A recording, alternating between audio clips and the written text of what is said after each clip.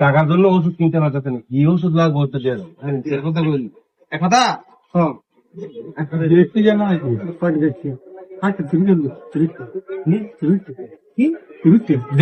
দেন সমস্যা নেই।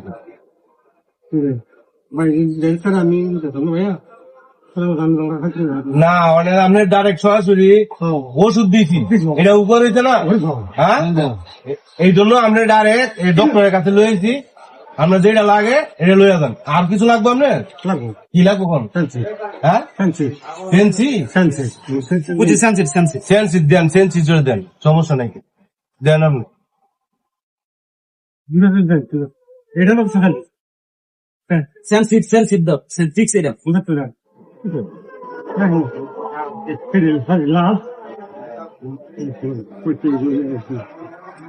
বুঝতে থাকবো,